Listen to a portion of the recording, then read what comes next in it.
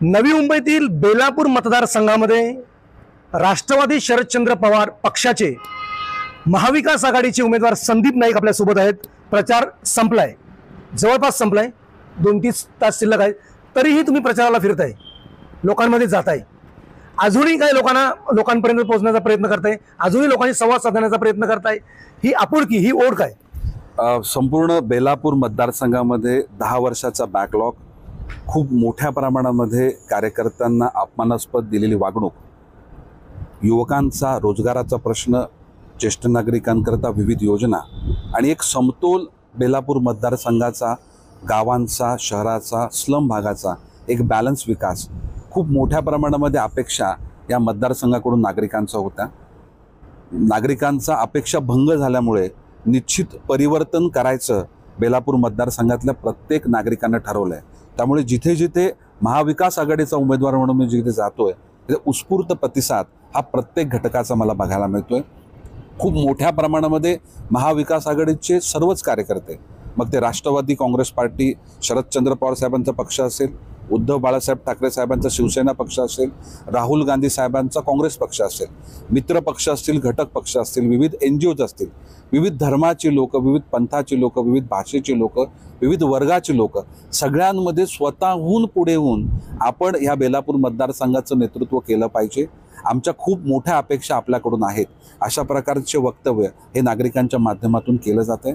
मला नक्कीच या ठिकाणी वाटतं की बेलापूर मतदारसंघाच्या सर्वांगीण विकासाकरता, बेलापूर मतदारसंघाच्या सन्मानाकरता या बेलापूर मतदारसंघातील नागरिक हे महाविकास आघाडीच्या बाजूनं आपलं मत व्यक्त करतील असा माझा ठाम विश्वास आहे. तुमच्या सुरुवातीच्या प्रचारापासून त्या शेवटच्या प्रचारापर्यंत हे 2 वाक्य खूप महत्त्वाचे राहिलेत.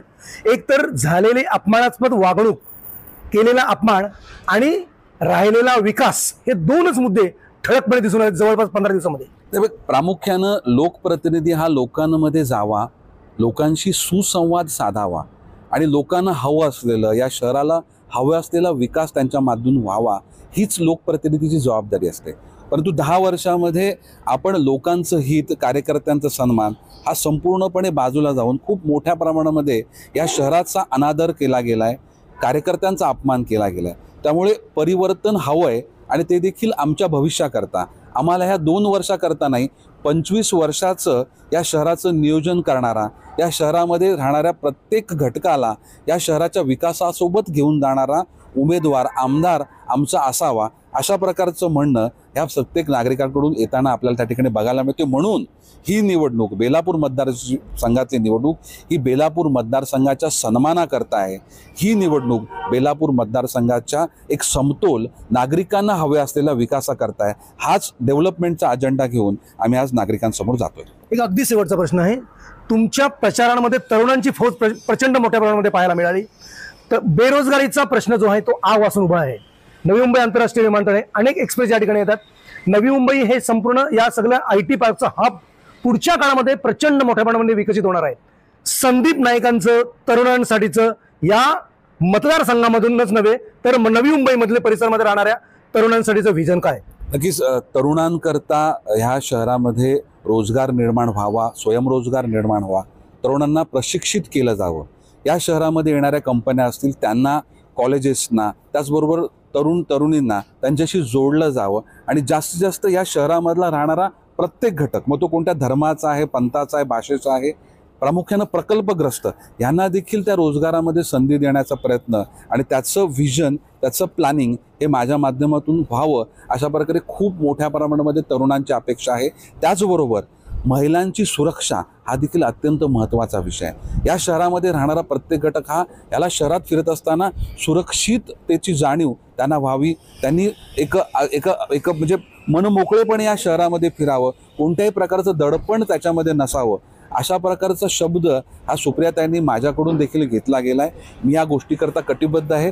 तरुणांचा सर्वांगीण विकास, महिलांचं सक्षमीकरण आणि महिलांचं संरक्षण याकरता येणाऱ्या कालखंडामध्ये माझं प्राधान्य असेल आणि ह्या गोष्टी करण्याकरता मी कटिबद्ध असेल असा विश्वास मी तरुणांना दिला आहे. आणि त्याप्रती तरुणांनी देखील माझ्याप्रती अपेक्षा व्यक्त केलेल्या आहेत की आम्हाला रोजगार आमचं संरक्षण हे आपल्या माध्यमातून राखलं जावं, या शहराचा समतोल विकास व्हावा, याकरता खूप मोठ्या प्रमाणामध्ये आज नवी मुंबईतील तरुण हे अपेक्षेनं माझ्याकडे बघतायत आणि मला पाठिंबा देखील त्यांनी दिलेला आहे. अगदी शेवटचा, खूप रिलॅक्स आहात, तुतारी वाजते?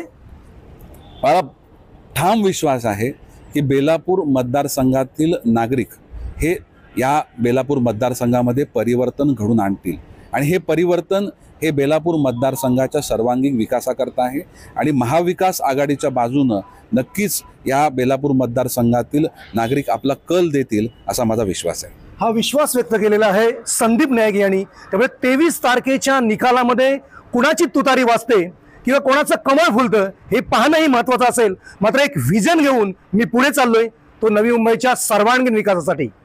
प्रमोद पाटील, न्यूज 18 लोकमत, नवी मुंबई.